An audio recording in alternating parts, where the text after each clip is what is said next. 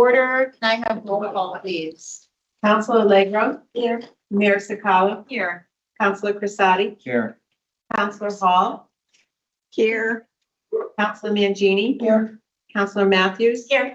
Counselor Pisner. Here. Deputy Mayor Santinella. Here. Counselor Thomas. Here. Counselor Ungary. Here. And Counselor Zanoni. Here. 11 members are present, none are absent. Thank you. All right, budget presentations. First up is EMS. Chief Riggett. Hi, good evening.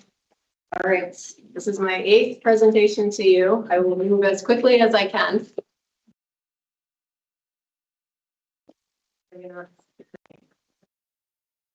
Slow down. You want to click for me, Jen?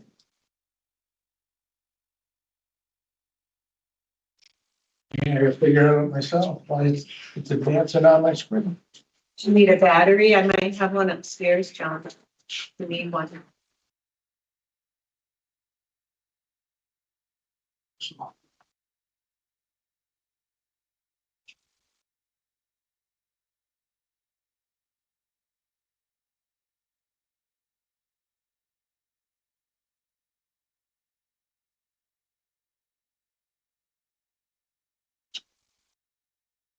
How's everything going? You need that?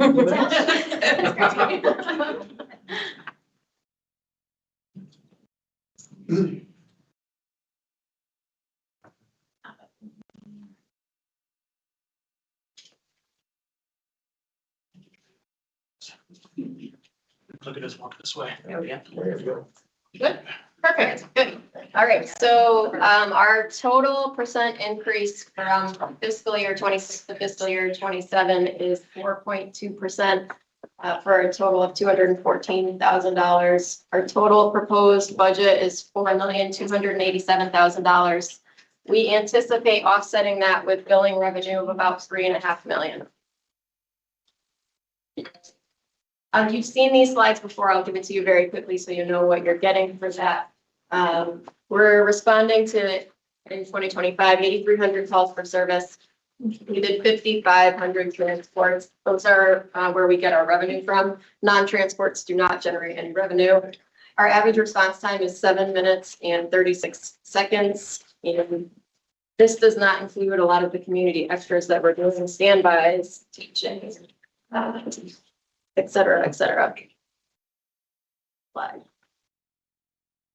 We employ 30 full-timers and 10 part-timer for VM paramedics and EMTs. How that looks on a daily basis is 4 or 5 ambulances in service at any time between 6 in the morning and 11 at night, and 2 ambulances in service between 11 p.m. and 6 a.m. And you always have a paramedic supervisor SUV available to respond as well. We have 1 EMT vacancy at the moment and 1 out on injury. Next slide. The summary of our increases, the most notable increases, salaries is up $136,000. If you can remember last year when I was presenting to you, we were just finishing up union negotiations. So this is really representative of 2 years of wage increases, that 6.68 number. Health services is up 37% for $2,400, not a huge financial dollar figure, but that's for an additional pre-employment screening that we want to add in that we used to do, and we stopped doing it, but we really should do it. Uniforms up $2,200, 14%. This is again another line that we've underfunded to kind of keep the budget as low as we can. And we are just a group of people that are hard on our uniforms. We're on the ground a lot, so they need to be replaced. And EMS billing is up 9%. And I did not give you an exact dollar figure because it really depends on how much we bring in.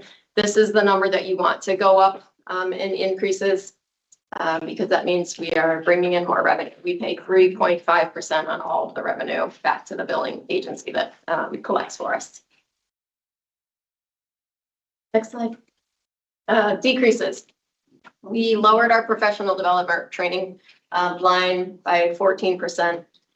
We affiliated with St. Francis Hospital instead of Johnson Memorial in this past year. they are a larger hospital. They have more resources and more training available for us that is at no cost. We reduced our technology services by about $8,000 or 19%. Again, if you can remember, in last year's CIP budget, we replaced all of our portable radios, and we anticipate a reduction in the amount of service that radios need because they are all new. We don't need to replace a radio that was in last year's budget, so that was removed. Our supply budget is down a little over 4%, almost 5%, $9,000. Again, when we aligned with St. Francis, they have a grant for some of our supplies. So some of our supplies will come from them for the next 4 years. And we upgraded some equipment that just the accessory materials are less. So that's a reflection of our supply budget. And dues and fees is down 18%. That is one item, which is the paramedic license fee. The state of Connecticut no longer charges, so we don't have to reimburse employees for it. The one piece that I did not put in here, it is shown as a negative at this point, is our fuel budget. But I don't know. You've been to the pumps lately, so we're kind of just not sure on that one at the moment. And that is an issue that we're watching very carefully, and depending on what happens, we may be coming back with an alternate number for those, because everything that follows this year, of course, was put in prior to the start of hostilities. So will you change all the numbers, or are you gonna build in one line item as a fuel contingency across the whole yeah, budget? the only thing I would do is put an additional number in contingency for that. Uh-huh, So, okay. Yeah.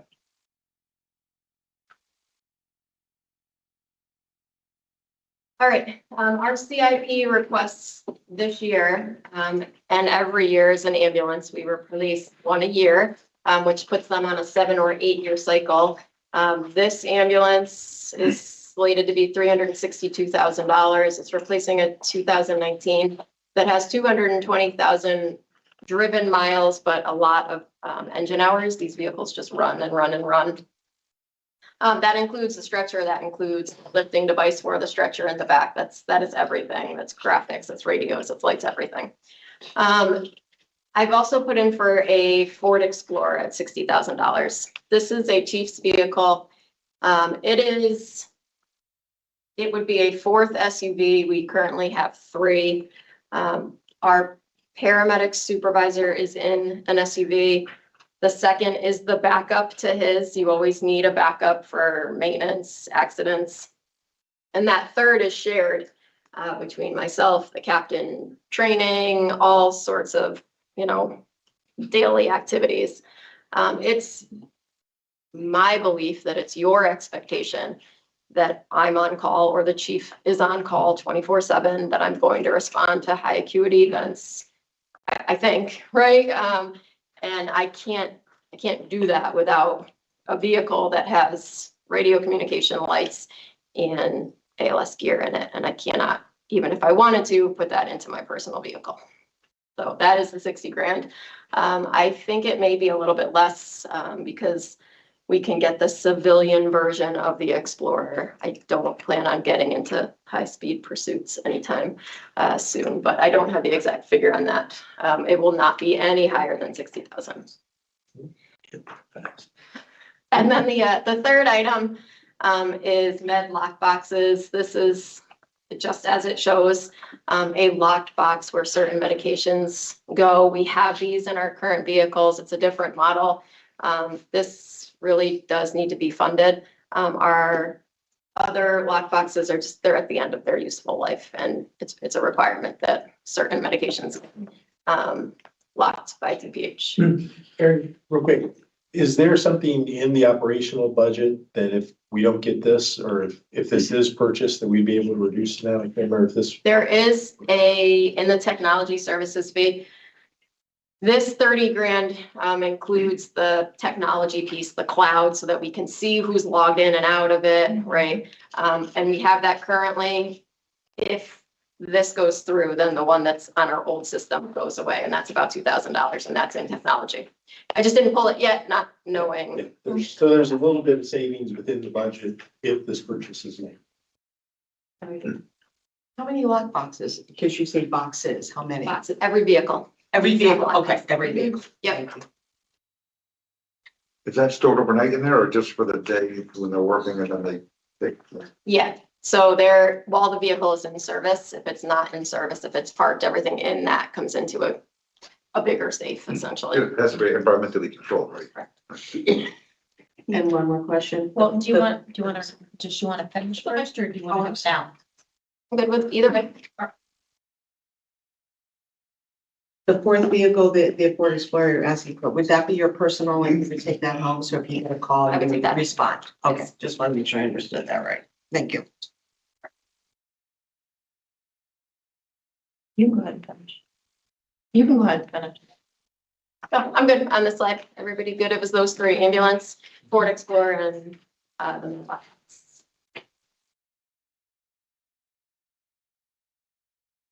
All right, so we did put in for 2 positions in the budget that is not in the budget currently. And I understand that you have a hard budget this year. I understand if they're not funded, maybe this is a conversation for fiscal year 28, but I do want to give you the information and why I came to this. So I do think that we need another ambulance in service at peak hours. Monday, Tuesday, Wednesday seem to be our highest days for call volume. So a crew is a paramedic and an EMT, and that is their approximate cost with health insurance, everything that is required. This is at, you know, the highest level of experience with a family insurance plan. It could be lower than this, but this is at the highest cost. We came to this, John, if you can flip to the next slide. There does seem to be a correlation and a pattern that when we hit about 500 calls increase, the system just has a hard time keeping up. We see our response times start to tick up. We see our need for mutual aid start to tick up. So in fiscal year 2015, 2016, we added 2 employees and we tracked that to a 564 call volume increase. In 2020 and 2021, we added 2 employees. And again, that was a volume that went up 579 calls. We also, this was interesting because this one we started to push an almost 9-minute response. So we added staff. And that's kind of where we're at right now, is that we've got a volume increase of 522 calls, which is why I would make the request. The system will work, right? I can't tell you exactly what it means if we don't fill those positions. I would anticipate you would see a little bit slower response time. And if you could go next. And could you say, so for the response time increases because of getting mutual aid or? No, just because most of these calls we're watching happen on like Monday, Tuesday, Wednesday. So we're having more calls done by the same amount of crews, which means they're responding from farther distances. Most of our transports are to Hartford and St. Francis and Johnson. So instead of them being back in town to take the next one, we're pulling them while they're like leaving the hospital to take the next one because they're the only thing available because there's not another crew available. There's also, you know, there are some other things that are happening that make a difference. We are seeing crews get held late past their out time. You know, that's an employee morale issue, but it does, you know, it does result in overtime. And if you can go to the next, John, you know, we're watching it in the sense that that's where we are right now. And we're watching kind of the town development, and these are what you have happening or what you expect to be happening. The train is coming soon. That middle picture, this one, that's Blair Manor. Remember Blair Manor? That's apartments. They're moving in there. This is the Felician sisters. They're cutting down trees, right? We're expecting apartments. This is your development on North River where trees have gone down that we expect development. This is Enfield Terrace that they are rebuilding and had added units. Stonebridge Commons is a 55 and older condo complex. Amazon is building one warehouse, maybe two warehouses, but one. And so I don't know, I don't know exactly what that means, but the equation is more people, more calls. So we wanted you to just be aware that that number is creeping up with more things happening. Next slide. Oh, yeah. All right, thank you. So we can, if you guys have any questions for Aaron, comments, concerns, go ahead. So, yeah, just a question. On your presentation, the proposed budget that you have is 4.287, but in the book, it's 3.919. Right, so if you go to, Something different. Turning. Sorry. I know what page they're. So there's also two more pages onto that. You're Got turning it. through. Okay, And so, you have some of the like pension costs. got it. Insurance. Got it. So, All right. Okay, so I understand. Okay. Mhm. Assuming that there is an additional ambulance, I assume that means that there would be additional revenue to the town because you are also Yeah, somewhat revenue generating, so cost is gonna be offset by yes, yes. And again, what that less number, mutual aid, more Yes. money to. Yeah. what that number means, I'm not exactly, sure. We usually use mutual aid in about 30 times a month. Will that ambulance capture all of those calls? Probably not. Will they capture some of them? Probably. I also know that when we are requested mutual aid to other towns, about 1 in 5 calls, we don't have anything available to go. Yeah. So I think we can capture some outside calls that would also be revenue generating. But yeah, I don't know exactly how it would break out. Okay. And I do know the answer to this question, but I'd like you to share it with everybody else. How many more calls are we making to the prison than we have in the past? I had a feeling you asked me that. So I printed it. Find it. In 2018, I think we went to the prison 36 times, and in 2025, we went there about 160 times. So we are going to the prisons quite a bit, and I don't anticipate that changing anytime soon. They're also, they reimburse at the lowest rate possible. They reimburse at the Medicaid rate, which is about 20 cents to the dollar. So we know that and that will just continue. So yes. That is a problem that we have to fix. That's it. On the state level, you mean? All right, Yes, Okay. because every time we go there, I Yep. mean, it's 130 calls of the 520 that are increased call volume, right? Mhm. And, now we're talking about more staff, more equipment, partially as a result of that. And I just think, And they're, they tend to be high acuity calls. Yeah. These are, we don't go there for booze, but we go there for people that are sick, injured. So Can I ask you, a thing? Aaron, on mutual aid Yes. coming out of town, mhm. could you talk a little bit about, are those numbers going up? Yeah. Same?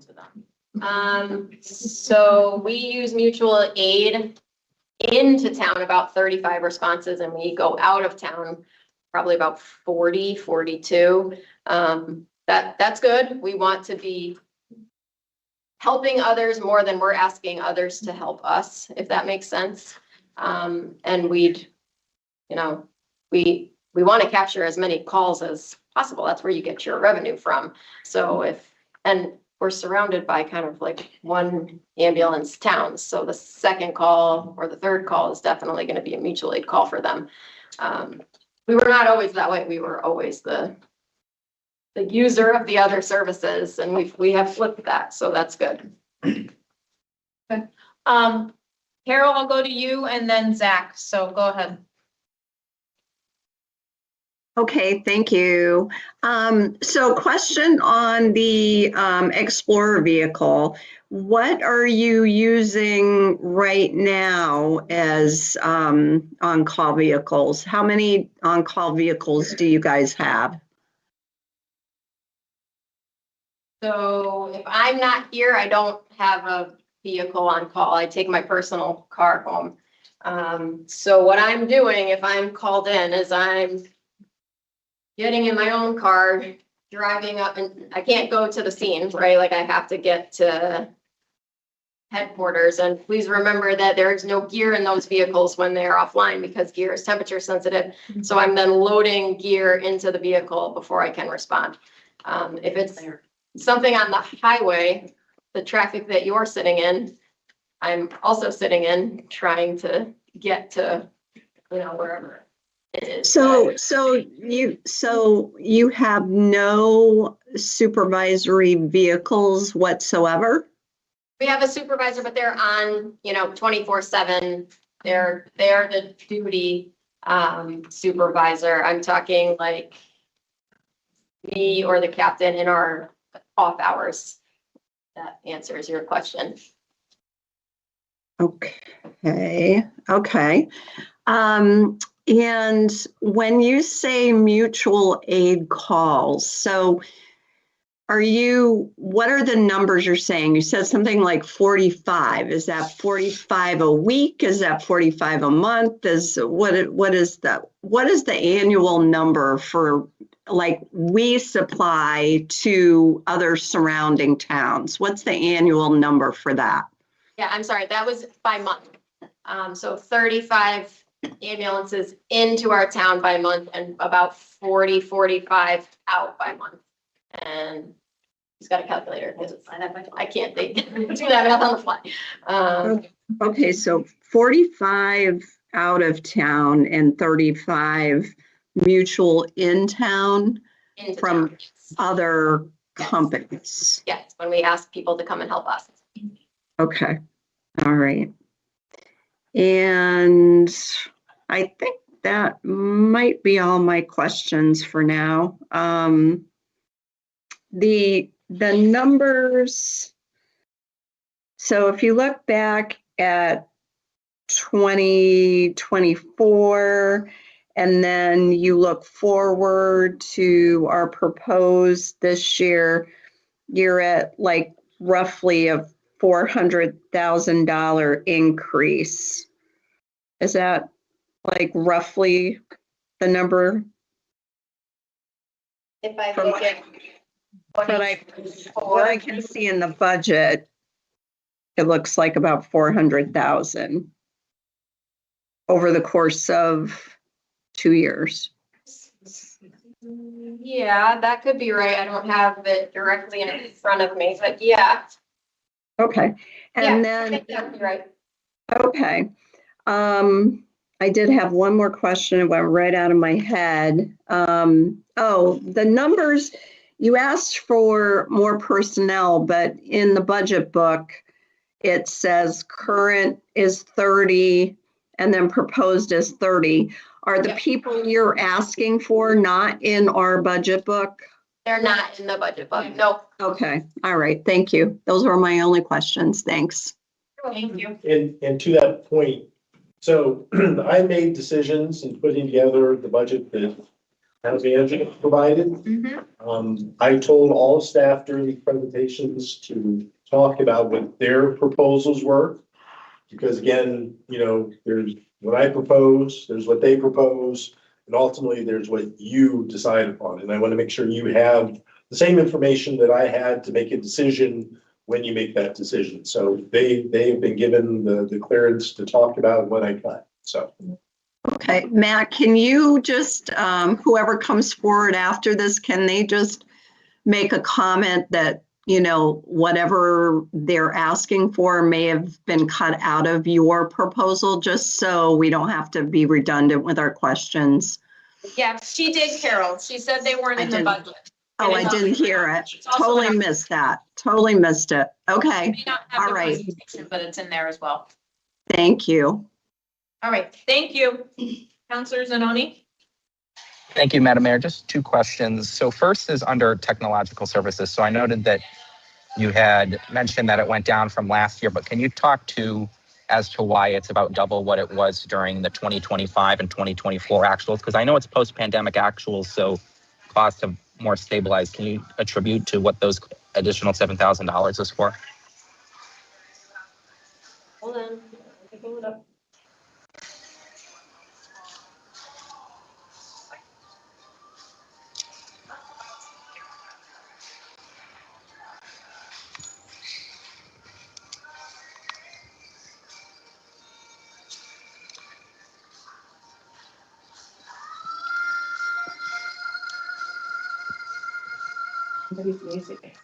That's Zach. He's on vacation. He's in San He's in San Diego.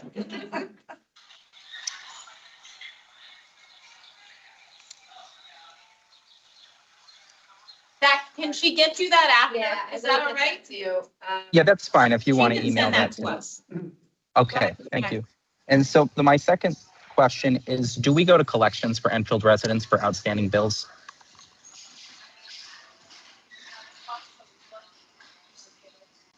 We do not. We don't do We it. do not do collections for Enfield residents. We do go to collections for non-residents.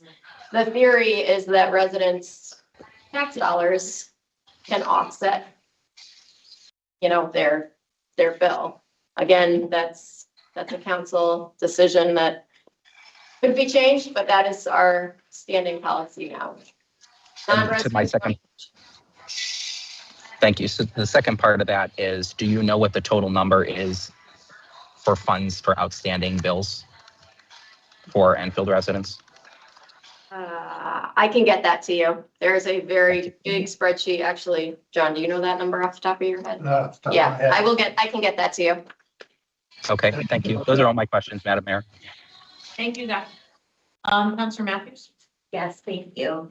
I just have two quick personnel questions. The overtime you've got slated at 300K. Mhm. If you get those two extra positions, are we expecting that number to go down? Probably not, to be honest with you. Okay. Just by, when I do the math, when I account for every person's allotted vacation time, PTO, FMLA, sick leave, that would bring me to probably higher than $300,000. Remember that the seat never sits vacant. So there's, anybody's out, it's backfilled by somebody, and whether it's a part-timer or a full-timer on overtime, it has to get filled. So probably not. I want to say yes, but I don't think so. Yeah. Okay, my second question was on the part-time salaries for 100K. Who is that? So we have about 10 part-time / per diem paramedics and EMTs that backfill people's paid time off vacancies. Other organizations? No, they work for us. They do? Yep. Okay, Yep, we just employ them part-time, so they don't get health insurance benefits. perfect. That's all I have. Thank you. Thank you. Any additional questions? So I have two. They're both more on the revenue side. The collections contract that we have, that is with one company, right? How long have we been with that company? 2013. 2013. Is there a time to renegotiate the amount that they're getting? So we go out to RFP for our billing. So we went out 2013, 2017, 2021. And we do need to go out soon. We've put that on just hold because frankly, I think it might go up, the percentage. With the current company or just Just would have to? in general, Yeah. yeah.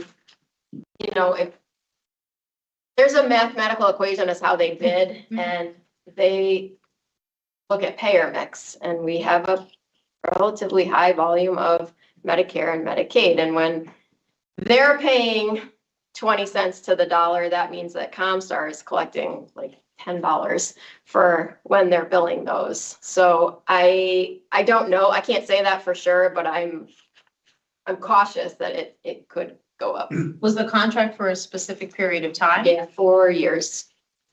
4 or 5 years, 5 years. We went out in 2021, last you said? 21, yes. Okay, so it's up. It's up, yeah, we actually just talked about it, yeah. Okay, all right. I am cautious on that. I think it's a good rate, what we have. That is the opposite answer that I wanted, but no, I'm not mad about it. I'm just. Maybe I don't know. Maybe it'll go the other way. Maybe it will. I don't know, but I do think it's a good rate. I mean, prior to, 2013, we were paying 9.5 Yeah, or, yeah, 9.5, I think was the last one, so. okay. And the mutual aid, Mhm. is it billed all at the same rate? So the amount we get charged for mutual to go somewhere else is the same that we charge to come here, or is there a different rate? We bill the same rate no matter where we go. Right, so let's say we go to Suffield, we bill them at one rate. Let's say Suffield comes here. Are they billing us at a different rate than we're billing them? No, I think they're billing us at the same rate. Okay. Everybody's rate is set by the state of Connecticut, so some ambulance services do have different rates, but Private. our privates Yeah. tend to be higher. Our neighbors, Suffield, East Windsor, Summers, I believe they're all at the I same thought rate. so. I thought it was all at the same rate. They have different billing practices though, so those entities may take residents to collections. I don't have control over that. All right, thank you. Gina, Okay. those two positions that you're proposing, I know it won't reduce overtime. Would it reduce the amount you have allocated for part-time positions? No, probably. All right, and would it also, or would it reduce the amount of calls we'd have to use mutual aid to send out? Yes. I'm trying to find some incentive. I know. Yeah, I do think it will, and I think it will Offset. get us some more calls out of town as well. There's not a hard formula to figure that out. Jean, I did just have one question that came to my brain. Do we do any Massachusetts? Do we ever go into Long Meadow or what, or do we reciprocate with them? We do. And how does that work, being it's a different state? We can bill. The rule in Massachusetts is they have to exhaust all of their Massachusetts friends before they call us. So we don't go there very frequently. We do help them on the highway sometimes just because our access point is easier than their neighbors, Agawam, et cetera. But yeah, we do not very frequently. Thank you. All right, Chief, thank you very much. We appreciate it. And then you can just forward those answers, I think, to those few questions to Matt, and he will get them out for us. Thank you. All right, next on the budget presentation is IT. Mr. Russ, Evening. good evening. Trained by that. Say that, yeah. Good evening.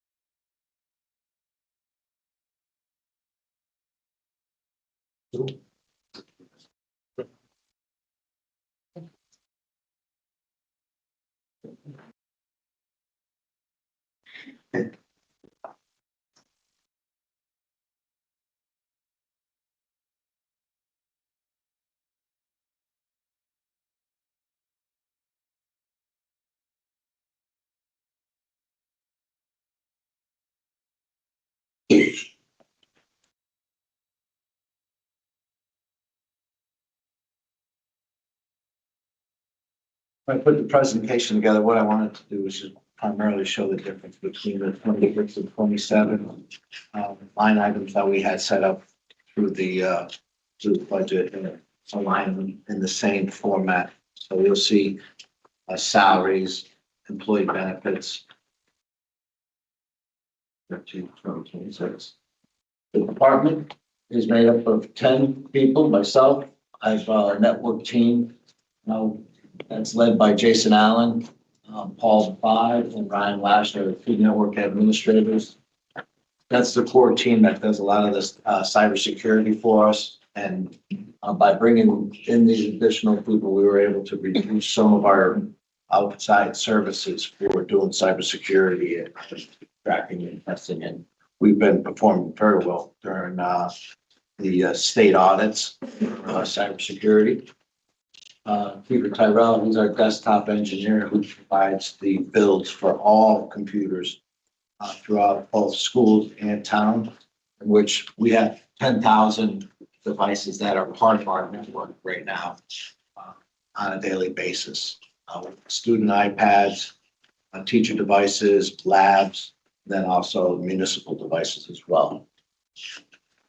Bob Murray heads up our system administration side with Lori Parker, where a lot of the accounts that we build and maintain, manage, make sure that the people go through the proper accesses. They're all role-based. We put a pretty extensive project together where anybody who gets an account now as either a member of the town or schools, it's role-based. So based upon what their role is, they only have access to what they need. Again, that's another pretty high mark on the cybersecurity review. Make sure that we know who has access to what. We also created this change management database so that in the event something goes down, we can tell downstream who's affected by it. That's been beneficial as well. We have Lindsay Kerr, who's our first point of contact on the service desk, and also Michelle Stewart, who handles all the incidents management as well as the problem management. So any grouping of incidents gets assigned a problem management, and then we go through the full root cause to see how we can prevent those from going forward. Lori Parker, she's our system administrator for our major systems throughout the network. And then, of course, we wouldn't be here without Alex Geiner, our ETV coordinator, and the videographers that work with them as well. That makes up IT is the ETV services as well as technology services. In the proposed fiscal year 2027, there was a increase of personnel services and salaries of 16,573. And then employee benefits increased by 29,273. We were able to reduce our purchase services by $89,000. Again, by not looking outside, but giving more responsibility and training within our own department. So we were able to reduce that line item by $89,000 to 118. Other purchase services increased by 65,520. We're in the process of replacing our phone system with the Ring cloud-based Ring Central phone system. And those services will require emergency backup communications in case the access to the internet is down. We have what they call is a SD-WAN, which is 3 alternate accesses to the internet. Our primary is through CEN, then secondary would be cellular, and then our tertiary connection will be through Starlink. That was the increase for that. Technical equipment, we're due for a refresh of municipal technologies, and there was an increase of 22.5 over fiscal year 26. Our supplies and materials have maintained at 6,500. Overall, from fiscal year 2026, we see about a little less than 1% increase at 44,748. And again, we provide services to schools, emergency services, and municipality. Over 10,000 connected devices. That's a question. Going back to the technical equipment. Yes. So we had a conversation. Is that number going to be a little bit less based upon the numbers coming up, or?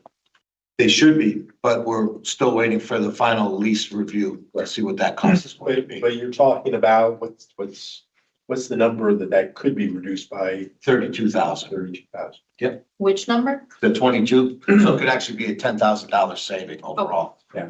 Okay, We're just waiting for the final. the equipment. Do you know when you'll have that? We're anticipating it by the end of this month. And it has a lot to do with the cost of the equipment. Some of the equipment has gone up based upon chipsets being available. We're looking not to bring in the ones that are adjusted for AI, and that's reduced the cost.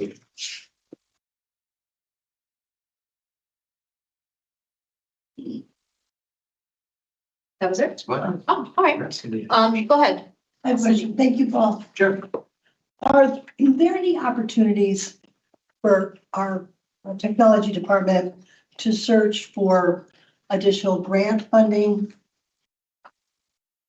Yes. Is that something that we can further explore? Yeah, right now, we utilize E-rate for any of the educational connections to our network. And we're anticipating getting reimbursement and reduction of our fees, hopefully around $200,000 for the upcoming year. But again, that has not been finalized until E-rate has been funded by the federal government. So will that figure be reflected in this budget? It- It is. It is It's already? on one of the revenue line items. All right, is so we've for- already addressed that. Mhm. And then the other question I have, with regards to the school department. Yeah. Are there more opportunities that we can perhaps have more shared services and reduce some of the cost? Well, right now, we provide about 89% of our services go towards education. And we do a lot of the maintenance and management of the images, and the schools are responsible for the iPad student and curriculum device management.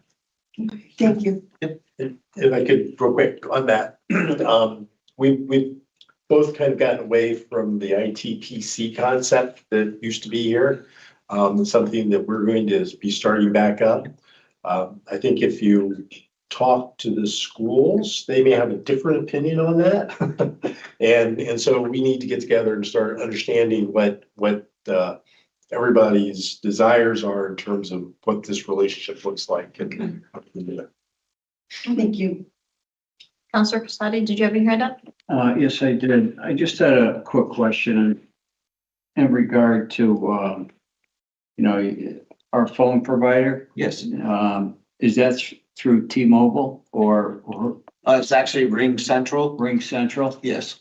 Okay, I guess the question is because phones are provided for, school employees, town employees. Oh, so the cell phones, yes, is Yeah. through T-Mobile.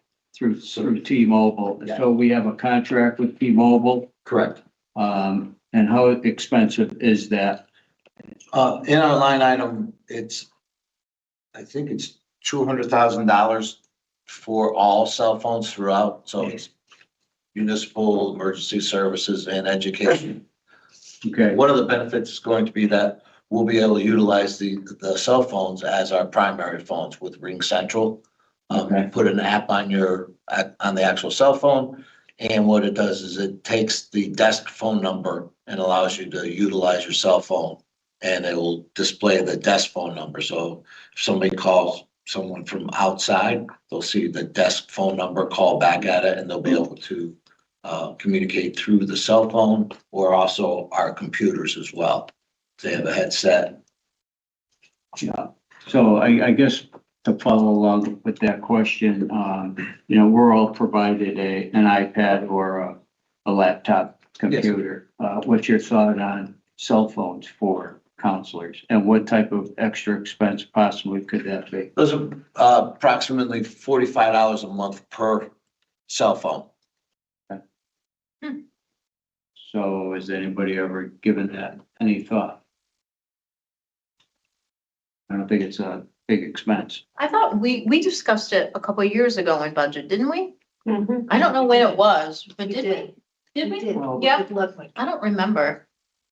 Possibly, I'm Yeah. just, bringing it up again. Yeah. It's just It was. just a thought. Yeah. Just so I understand, though, it's not actually a separate cell phone, it's something on our phone that we would answer differently? Yes.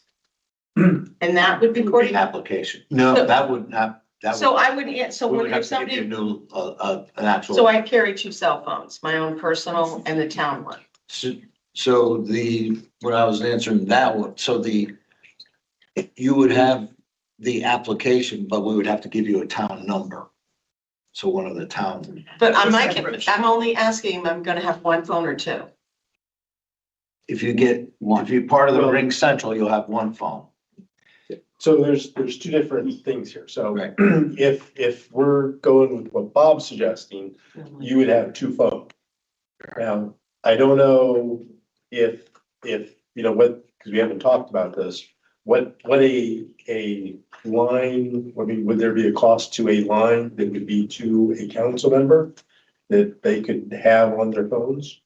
Yes, it'd be part of, we would add that to our number. So we have a pool of numbers that come from Ring Central and be Right. one of those I numbers, mean, is there a cost? not an additional cost. Yeah, so I mean, that's It'd be part of another way. Ring Central. Another way to deal with that is, put a phone number, not a hard phone, but a phone Right. number, and then have the app on the, Yeah. On the cell phone. on their personal cell phone that a resident or whoever could call that number and it go right to your cell phone. So that would be another option. How would that work Now, with emails? Well, hang on, hang on. Are you all set, Bob? Yeah, it was, Did you have any other it was just a thought. I know Yeah. that we had talked something about this a couple of years back. I wanted to surface it up again. So sure, one See what, would be an actual cell phone, and then you would also have it. I mean, I don't know if it would be worth it at that time, or depending upon how you want to do work with communications. Did you want to publicize your cell phone number? no, I would say a town cell phone. That's what I would be more concerned about, not even have to use our phones.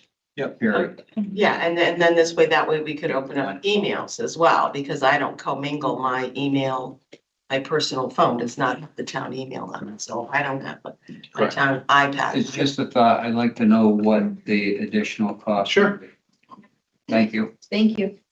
All right, Counselor Zanoni, you had your hand up? Yeah, so I know you somewhat started to allude to it. So for the purchase service for the telephone, so that's under 326,000, so that increase there. So can you talk to me as to what the need is to switch to a cloud-based system, but we're also maintaining landlines as a component of it? So we will be getting rid of our existing phone system, the Siemens phone system. It's no longer under support. And it's had some failures in the past that have been pretty catastrophic and very hard to replace. It's 15 years old.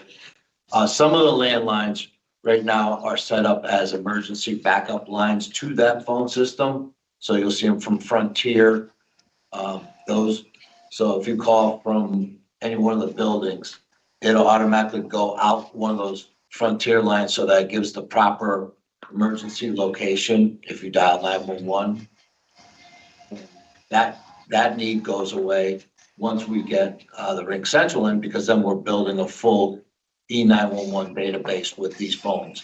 So it knows exactly where the phone is located throughout our network. Okay, thank you. I'm appreciative of that. And so would that mean potentially based on, because this is the first year we'd be making that investment, so for fiscal year 28, would this phone cost go down? Yes. Okay, all right, thank you. And then I think that's my only question that I had off the top of my head. Yes, that's it. I'm all set. Thank you. Thank you. Carol, did you have anything? Nope, I'm all set. Thank you. Counselor Matthews, I know you were saying something before. You good? No. Okay, all right. Go ahead. So Deputy Paul, Mayor. this $2.3 million for technological services, Yes. that's a lot crammed into one line. So So most of that What is all? is based upon, so we have our Munis system is part of that, that's shared across all departments, as well as our we have a network infrastructure as a service where we pay $4.99 per port per month.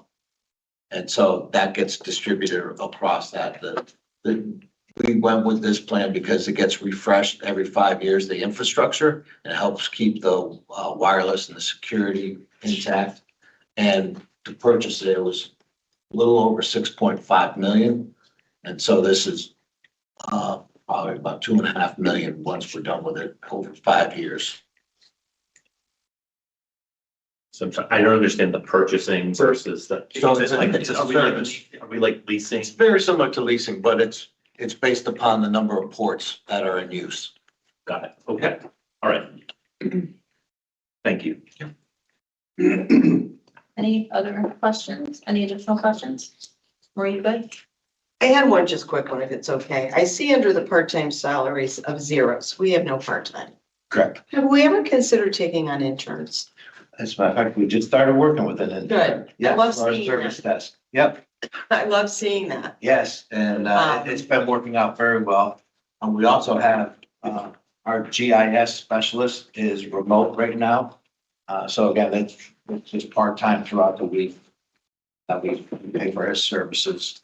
And he's, we made some pretty good gains on our. I would love to see more, more interns Yeah. and then possibly as we, somebody may leave or whatever, now we have somebody, but it also gives a young person a chance to get something on a resume. It's zero cost to the town.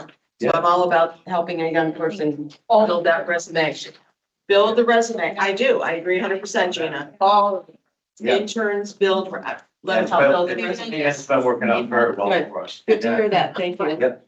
And also our junior systems analyst that we have as a vacancy. We're looking to fill that the same way.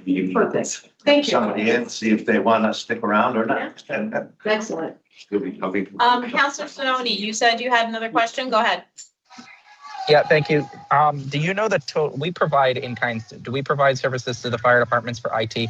I just happened to notice when I was emailing one of them, it came up on my email system as if they were in our system, and that prompted the question. Provide services to Thompsonville, Shaker Pines, and Hazardville.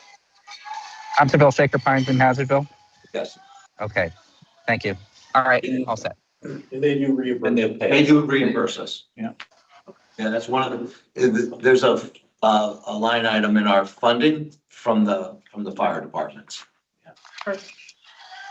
Okay. Is that for intergovernmental transfer?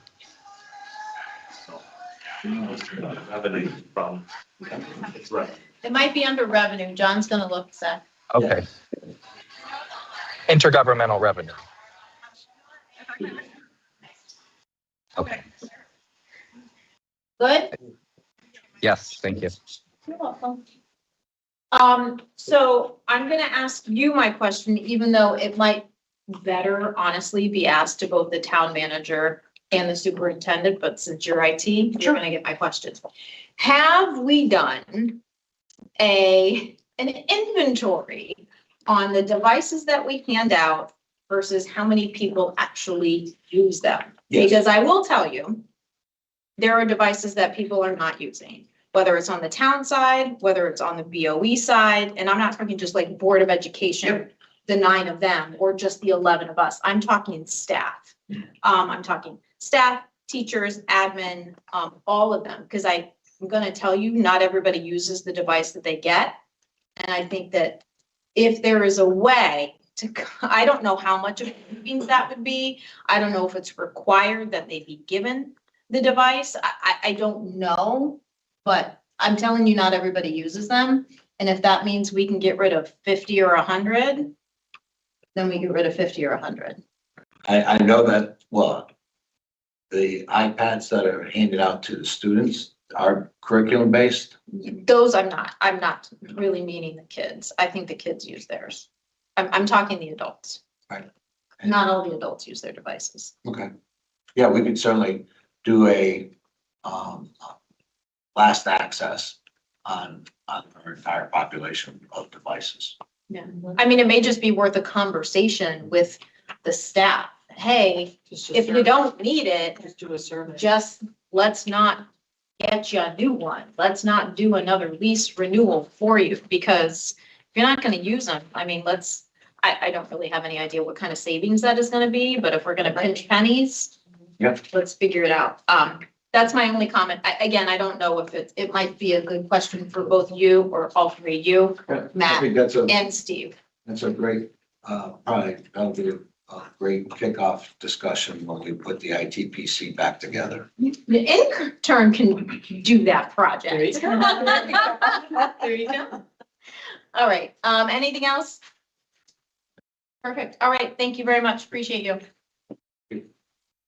All right, next is library services, recreation and senior center. You guys wanna all get ready? Yeah, so early on, Jason kept telling me, this 1 week, Yes, and we picked that. I as long know. as you don't do anything on this week, I'll be fine. So We'll forgive don't do him. this week. He's allowed. And of course, we picked this week, so. It's okay. He can go on vacation. We got Katie, so that's good. Yeah, so for those of you who don't know me, I'm Katie. I'm the deputy director of the library. So for the library services portion of the budget, our slides. The library services portion, the division's overall increase is of 3.75. There was a multi-year union negotiation going on. And over the years, when we had a couple of different vacancies over the past 2.5, 3 years, we looked very closely at whether we could use the positions more efficiently. So we did convert 2 full-time positions down to part-time, which is why you actually see in the benefits line for library services, we have a decrease. I don't think many departments have that. The 2 changes that we made to the library division that were more than about $250 worth of changes outside of personnel is our part-time hours and office supplies kind of go hand in hand. It's our in-house processing initiative is what we called it. So in the library world this year in October, our biggest book vendor went out of business, which left a lot of libraries scrambling. They were an all-in-one service. They sent us books shelf ready, essentially beyond being cataloged. They came with their dust jackets, with their spine labels already on them. The vendor that we have pivoted to does not yet have that workflow down. It's about a month wait for a brand new bestseller book. And when they do come, they're usually partially processed. So we're doing a lot more in-house. So what we'd like to do this year is increase our part-time hours and our office supply budget to be able to get those books shelf ready in-house. The other change that we made is moving money from professional services. So that's hiring paid performers to instructional supplies, which is our in-house programming budget. Paid performers are great. Kids love them. They come for them. Unfortunately, right now, paid performer prices are going through the roof. We're also finding there's less to choose from. So in the interest of offering a wider variety, we're doing more in-house programming with our staff. So those are really our major changes. That's yours? That's the That's library the piece? library division. Okay. Uh, Do you want to field questions for them, just the library division now, before we move on? Sure. Okay. Yeah. If there are any. I don't know if there are. Again, I'm gonna bring up the interns. Yeah. Because this is a great opportunity for interns for some of these part-time positions, maybe young people that are interested to come in and help you get books ready. Yeah, we have had interns before. So looking at this in the past, we've always had discussions about more books that you needed or periodicals that come in. I'm not seeing any of that on this, or is that? Right, so last year we increased our book budget. It was like the first real increase since COVID. If you look at our line, it's been very flat. So we're comfortable with that if we can do the processing separately, because that is a portion of the book budget Okay. as it was configured previously. Periodicals, they're publishing less, a lot more is going online. So we are maintaining with what we have. Okay. But there's not a ton to add. Sure. Are you all set, Marie? Yeah, I'm good, Okay, thank you. go ahead, John. In this $160,000 book budget? Yes. Does that include the cost of ebooks? It does. Yep. And, Reference resources, databases, all. and so where are we on ebook costs versus hardcover costs relative to one another? They're higher, for sure. So, I mean, ebook costs on paper are the same initially, but then depending on your vendor, so the biggest one right now is Overdrive, which provides the app Libby. It's, $20 to $30 to purchase an ebook. However, there are caps on how many times it can be borrowed because we don't own it, we're licensing the material. So after either 2 years or 26 circs, we have to give it back and buy it again. We don't get to keep it as our item. Where with a physical book, it can go out for 50 years unless the binding's falling apart. And with, our office supplies that we use to mend books, we can usually keep them together well enough. So what is the actual cost of is it $20 for a title in an ebook format? They range. It really depends on the publisher that they're working with. And how many, so if it's a bestseller, let's say it's a brand new New York James Times best, Patterson's are probably $60 versus like Each 20. time? Yeah, well, you pay for the once to have it in your collection for either the 2 years or for the 26 circs. Someone like him, we probably get the 26 circs before we hit 2 years. right? So a new release like that, you could get 26 people on the first day wanting to take out the ebook. Right. And so then you are either buying a second one or you wait till they all get. Correct. So we do have a Returns and staff member who monitors the hold queues and tries to, supplement some of those really popular titles with additional. So they get to be very expensive. I would You'll absolutely. be spending hundreds of dollars for a $19 book. Yep, absolutely. Right, okay. And is there any opportunity that we have to reduce is it a significant cost? Like, is this a cost driver for you in this space, or do you think it all works out comes out in the wash? I mean, I think ultimately it is an expense that we deal with. But in some ways it comes out in the wash because people do have to return them, right? So we don't end up having to replace a physical book that was lost or damaged. It will come back and go to the next person unless we've hit our circ cap. Got it, okay. Yeah, so it is definitely an expense. It's a different model than we were used to previously, but we also offer 2 different types of books. So we have the Overdrive collection, and then we have Hoopla, which is a pay per circ, which is much lower, but the collection is not quite as robust. But it is, if somebody's wanting something right that minute, they don't have to necessarily wait in line for a digital book. They can get one when they want it. Thank you very much. Sure. Councilman, just to piggyback on that, do you know if the library qualifies for tech grants for those kinds of things, like TechSoup or something like that? So TechSoup, no, I believe that one's only nonprofit in the library world. And you're not considered nonprofit? No, All right. There isn't a municipal rate? I don't believe so. No. No. Okay. All set? Yep. Maya? Yes, all set. Counselor Zanoni? Thank you. So can you walk me through where this line item here for part-time in-house processing, where it is in our budget book? Because the only line item I see referenced for the library department is under, well, there's no page numbers, so that can't be particularly helpful, which there should be. But it says $139,000 and it goes to $238,000. Right, so. I don't see and that's the It only is thing I within- see referencing part-time. It is within that number.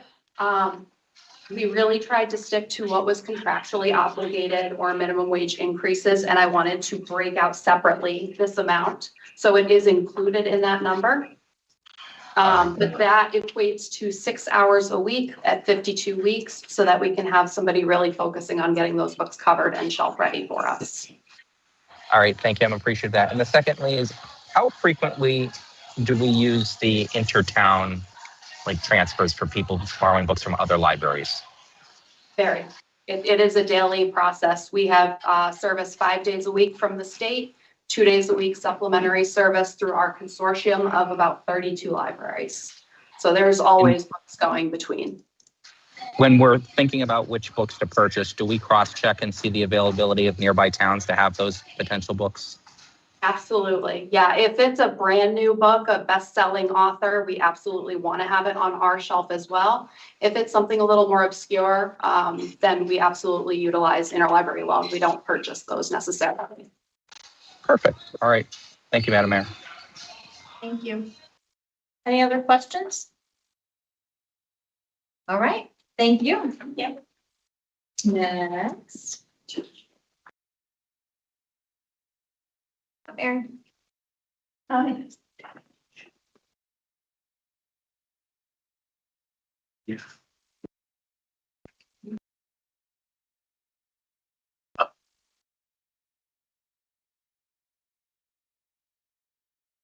Hi, Mary Keller, Senior Center Manager. I have 2 slides for you tonight. The first one we broke out, this just happened. So a couple of years ago, as you recall, we lost funding from the state through the federal government for our elderly nutrition program.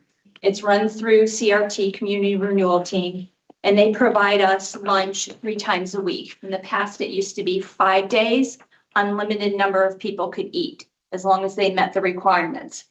Now we can only get 22 meals a day, Monday, Wednesday, and Friday. So we lost half of our service because of funding cuts. They used to pay for this position out of their funds. In October of 2025, we had a new MOU with them where they would hire the person and we would pay for it. Currently, they are now asking us to make this our own employee, which we just did. And we just interviewed and we're in the process of hiring. So this person is now going to come on board as our own employee. They will work cooperatively with CRT to provide our elderly nutrition program, but they will be our employee. And you can see there's a cost or a savings to us. So just so you know that this changes. This is coming out of other professional services, the 10,956, but the 889, the Social Security and the Medicare are going in as a part-time. So it is a wash with a savings of $1,300 for us. So that's slide number 1, just to kind of let you know that that is a change because it just happened. It's not in your budget book. The next slide.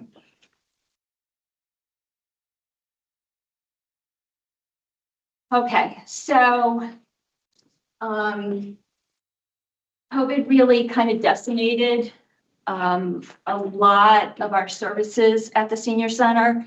And year by year, we have been slowly growing that back. In the last couple of years, we've seen a big increase in the number of participants. We have about 1,250 unduplicated seniors, so to speak, that come.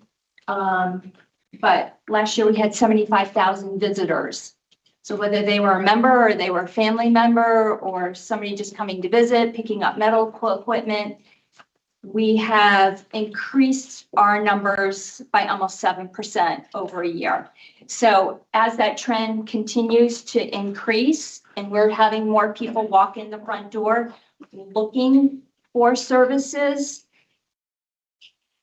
our goal is to make our part-time person, this program assistant that's there during the day who works 29 hours a week, no benefits, a full-time program specialist who would be full-time with benefits.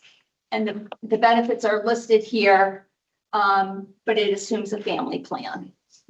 So, you know, we did it at the highest rate because we don't know if this goes through who we would hire.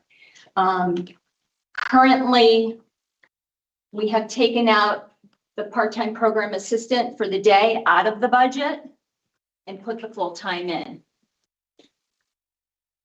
If that is decided that that's not going to happen, we need to put this back in so that we keep the same coverage. Is that in your budget? No. No. we- No, we- Okay, we just the move full-time. Those costs into the full-time. Right. So if you eliminate the full-time, we would have to back that out. So our reasoning is, if you've been to the senior center lately, we are very busy. On Wednesdays for the last 2-3 months, we've been averaging over 400 people in a day. So that's a lot of people coming in the front door, going to a class, looking for services, medical equipment, asking about Medicare, asking about you name it. And it's very difficult when we have a part-time person in that position who has to handle the telephone calls, the people that come in and visit, and help set up for programming to make sure that that stays consistent. And with seniors, consistency is a huge, it's a huge service for them. They need to know that when they come in, it's the same person every day. They're getting the same information. They know that we're reliable, we're there for them. When we hire a part-time person and they have an opportunity to get a full-time job, or we hire somebody who's retired and then they decide to retire from their part-time job, it takes us a good 3 to 6 months to get that operation up and running again. And when we have to do that, it means that one of the 3 full-time people have to cover the front desk. So it's myself, the program coordinator, and administrative assistant. And right now I have an employee who's going to be out on maternity leave for 3 months coming up. So that means that myself and another employee are going to have to cover hers, and I would like to not have to cover the front desk as well. So we're asking that we make the part-time position full-time. Before we merged the senior center, recreation, and the library, there was a 4th position, and that was eliminated out of the budget when that person retired prior to the merge. So we were automatically cut a position when we, so we're just looking to go back to where we were 8 years ago, since our numbers are now increasing. Advertising, we don't really do a whole heck of a lot of advertising. So we just took that out. Use fees and subscriptions. This is changing because we are changing our registration software. So we've been using My Senior Center. We are now switching over to MyRec, which is what Recreation has. It will allow us to do more things. And the biggest thing that it's going to allow us to do is online registration, so people can register from home, and they'll be able to use a credit card or a debit card. And we will have point of sale at the front desk, so they can use their debit card or credit card. And that's the biggest thing. And obviously, we'll cover the fees with revenue. Perfect. Any questions for Mary? Okay, before I get to you, 1 second, Carol. Yep. I just want to make sure I understand this right. So do we currently have a part-time program assistant? Yes. Does that person have any interest in taking the full-time position? I would say yes. Okay, so the part-time will go bye-bye and she could become full-time and Correct. seniors will know who that is. Correct. Okay, gotcha. All right. Yes. Yeah, I'm good. Thank you. Go ahead, Carol. Okay. Mary, what are our numbers for out-of-towners using the facility? What is the percentage of out-of-towners? Off the top of my head, about 20%. Okay, 20%. All right. And how do we break down what we're charging out-of-towners versus our local residents? What's the percentage difference? Non-residents pay a 25% non-resident fee on top of what the resident pays. Okay, so just 20, Yeah, if the resident pays $20 for a class, non-resident pays 25. okay, all right. When was the last time that percentage changed? When was the last time we evaluated what we're charging out of town residents? Since I've been there, so in the last 5 years or so, 5 years ago? give or take. Okay. All right. That might be a good look at. I mean, if the people you're seeing, the numbers going up that you're seeing, the increase, is there a increase locally, or does that out of town percentage hold in the increase numbers you're seeing? So It holds. Okay, so it's about 20% on the increase that we're seeing too. Correct. Okay, gotcha. Okay, thank you. Thank you, Carol. So those out of town versus in-town fees it was kind of my question, and I knew that there was some difference. I didn't know what it was. I think it's pretty consistent with what we do in recreation, right? Say 25%, right? I mean, that might be somewhere where we should look as far as, I don't know what the fee is, and I don't know what the increase could or couldn't be, but food for thought, yeah. Okay. All right, thank you. Marie, you didn't ask me about interns. I currently have an intern right now. I have confidence in you, that's why I didn't. Yeah. She's working out very well. Good. I know you well. Thank you. Thank you. Come on up, Allison. Right, recreation. Hello, I'm Allison. I'm the recreation manager. I just have a few hints from last year's budget, aside from our full-time staff, which are contractual agreements. You saw our temp seasonal pay rate adjustments with January 1. You approved that not too long ago. So besides those items that we've already had squared away, field trips has gone down a little. That's based on historical use. A lot of the locations don't charge us for our camp counselors. We found some places to be cheaper than others. So this is based on use. Same thing for athletic supplies and materials and other supplies and materials. We try to really repurpose things. So at the end of basketball, one of us bring home pennies and wash them instead of buying new ones. If we can repurpose something, we see a lot of kids bring their own basketballs to practices. So we reduce what we put at the gyms. So some of those cost savings are there. Our increased dues, fees, and subscriptions. This is for our per swimmer for Dolphins league fee. Years ago, there was a parent association. They fundraised for that money. We pay $3 or $4 a swimmer for championships. And we are paying that now directly to the swimmer organization, and that comes out of the registration fee. So that is covered by revenue.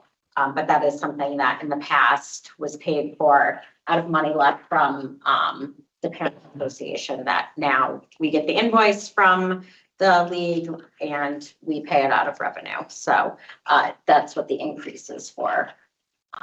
But other than that, a few changes in accounts under $200 either way. But those are our bigger changes. Is that it? That's all right for changes, yeah. Okay. Any questions? Counselor Zanoni. Thank you, Madam Mayor. So my question is about your general fund transfers to your fees. So over the past kind of 2-3 years, your fees have pretty much stayed entirely flat. You're only going up by 1,000 from what it was 2 years ago, only up by 20,000 from what it was 3 years ago. Yet the general fund transfer seems to have appeared to increase by nearly 30%. So can you kind of elaborate to the rationale behind that? So, I believe that the increases in general fund over the last few years have been full-time positions that have changed, that the salary has gone up. Our program coordinator went to an assistant rec manager, and I know that salary increased. I do know over the last 4 or 5 years, there has been some full-time salary. So I appreciate, so that I think answers my general fund piece. Is there a reason that we haven't adjusted our fees accordingly so that this is more revenue neutral to the town and our taxpayers? Like, cause I guess there was a time in which it was much more balanced. The services that we provided, we charged in kind for accordingly. And it's just, I think we're losing that balance here. So I'm wondering why the fees haven't gone up. So every season when we set programs, those fees are looked at and they do go up based on the direct costs to the program. So for basketball, say, we calculate what those referees and gym supervisors are going to make, the equipment, the scorebook, anything that is a direct cost for the participant, that is factored in, and those fees do cover the cost of the program. So program by program, there are very few programs that are general fund supported. Our children's entertainment during the summer, which is under $3,000, that's general fund supported. The items in the pool account, those are general fund supported, but camp, swim lessons, swim team, basketball, our adult open gyms, pickleball, those are all 100% or more revenue supported. So for clarification, so let me write it down. So for the general fund transfers, that as attributed to what services are we providing through the general fund transfer? Zach, can I jump in real quick? Because I think maybe a little bit of history might be helpful for you in this. So 10 or so years ago, we actually had three cost centers for recreation. We had the administration, we had the programs, and then we had swimming. And we actually moved it to its own fund at that point in time. And the thought process was that the swimming, we knew we were going to be covering some with the general fund, but not a lot. And we wanted incentive to try to get that balanced out. Programming was going to be 100% program based. So if we spent $100 on a program, we got $100 in revenue. And the thing that we knew we weren't going to be able to, make it even was on the administration piece or the staffing piece. And so that's why it looks like at some point you can merge the administration and the program together. So you can't really look at the programming that's happening and make that direct connection on general fund subsidy of that. It probably is still mainly all the staff time, right? Benefits of that is what really the general fund is subsidizing for recreation. Programming pays for itself. So I think to that point, and I know this is a kind of a conversation that Marie and John, we've had in Public Works regarding the facility use fee, is in reality, administrative fees it's a factor of it because there's direct costs just as we operate a facility. So there's direct costs of the programming, and I'm glad to see that it's accounted for. But if there's an administrative overhead, is there opportunities to work that into our fee structure? So when we price out a program, we do add on a 10 to 15% administrative fee to help cover if there's copies, office supplies. Part of those staff, it is generally a 15% administrative fee. Okay. So that's for the administrative fee for the supplies. I was kind of referring to the administrative as what Matt was referring to from a staffing perspective. Yes, I meant any office, so if we have to make copies of things in the office for it, that's not directly when we buy paper, that's general fund supported out of our office account. So anything that is general fund supported, that used to be in that old administrative account that Matt talked about, including full-time staff, that's involved in that 15%. Okay, all right. Thank you. Go ahead, Carol. All right, thank you. I'm gonna just ask the same question I asked Mary Keller for the senior center. What is the percentage of out-of-town participants in right across the board in all the programming, if you had to give it a percentage? It's very little, I would say under 10%. Our big programs, basketball, summer camp, we don't take out-of-town residents for those programs. It's very, very few. A lot of recreation departments offer the same programs by the same contractors. So we do see some people, but like to date, we've had our yearly count of people coming through on Daily Touches, 20,000, about 20,000 people, residents to 2,000 non-residents. So it is. So give me that number again. I'm sorry. So we don't have a door counter per se, but a virtual door counter. So 20,600 total residents to about 2,100 non-residents. Okay. And Gina thought that the numbers were the same as far as the percentage. Do we try, are the percentages 25% more, or do we charge them? What's the upcharge for the out-of-towners? For the program fee, it's 25%. And that was actually looked at last year when we went through the residency policy with volleyball for the folks that were here. We looked at as part of that policy. So the 25% is part of the council set policy. And I know we looked at that in the past. We did a survey, I believe, last year along with that policy, and we looked at what other towns were doing. Some do $5 on a program, some do 10. Nobody was doing more than 25. Sometimes we need those 1 or 2 non-residents to make a program run for 8 or 10 residents. So we don't get a lot of them, but we did look at that last year. The 2,100 non-residents, what are you seeing most of those numbers in? What recreation activity are you seeing a majority of the out-of-towners in?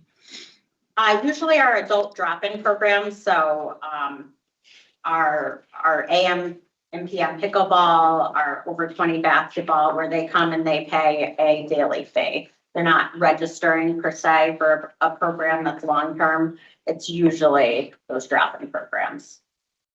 So I wonder if they are the adult programs, and seeing that we're upgrading our facilities, if we don't, charge a premium for out-of-towners at this point. I mean, we're not spending, in my opinion, this is all my opinion. I don't want to spend $650,000 on pickleball and have out-of-towners using them. Quite honestly, I think we should have a resident-only priority on all our facilities. So I'd like to take a look at that, but that's for another day. So I appreciate it. Thank you. Welcome. Thank you. All set. Okay. Oh, I have a question. I was really encouraged that my rec, is that what it's called? Yes. That we're expanding it to senior center, because I want to expand it even more. Anytime that people want to pay via credit card or debit card, I want to make it as easily as possible. How many people are paying cash anymore? Anybody? Very rarely do we have people come in. Payment plans, they have to come in to set them up with us because we don't have that ability through MyRec to do that. But we see most people are registering online when the program's open. So probably 95% do their registration. And how expansive is the software? Can we apply it in a lot of different disciplines? So it's good for rec or senior center. It is a website based item, so you just can't purchase the credit card purchasing off of it. And it creates our website. Okay, So, but there are merchants that the credit card is through may be able to work for other departments. thank you. All right, okay. All right, last up is police. I just need everybody to be mindful of the time. It is already after 7 o'clock.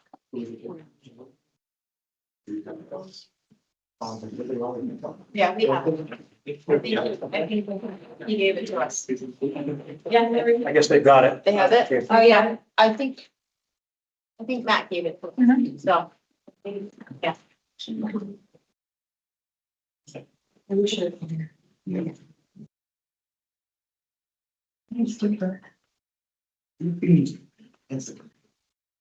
May just be the way it printed out. Unless he changed his, he